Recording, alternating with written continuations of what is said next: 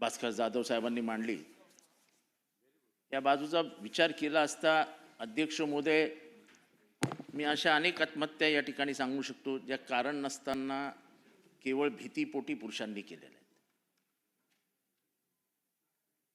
काही मर्यादा, किती वर्षानंतर बलात्काराची केस टाकायची,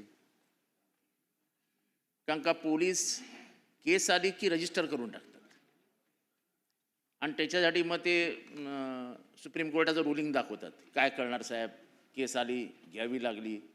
ललित कुमारी वर्सेस बिहार गव्हर्नमेंटची जी केस आहे की कुठलेही आले की घ्या. अध्यक्ष महोदय, माझं म्हणजे आपल्या मार्फत मुख्यमंत्र्यांना विनंती आहे की काहीतरी मर्यादा ठेवा की बाबा बलात्कार म्हणजे काहीतरी पुरावा असला पाहिजे, काहीतरी मेडिकल टेस्ट असली पाहिजे. काय माझ्यावरती 2017 साली बलात्कार केला, 2025 साली केस. म्हणजे ह्याच्यासाठी म्हणजे कुठेतरी एक आपण लिबरल नेशन, लिबरल महाराष्ट्र, पुरुषप्रधान संस्कृतीला छेद देणारा, महिलांना न्याय देणारा महाराष्ट्र, हे सगळं खरं असलं तरी त्याचे जे होणारे गैरफायदे आहेत ह्याच्याकडेही लक्ष देण्याची गरज आहे.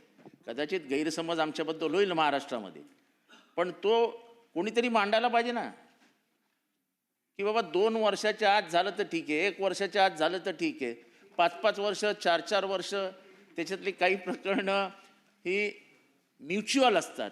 पण म्युच्युअलमध्ये भांडण झालं की गेलं तर त्याच्यावरती सुद्धा काही या शक्ती कायद्यामध्ये अंतर्भूत करून काही करता येतं का? केलं तर त्या शक्ती कायद्याचा फायदा म्हणजे दुसऱ्या जेंडर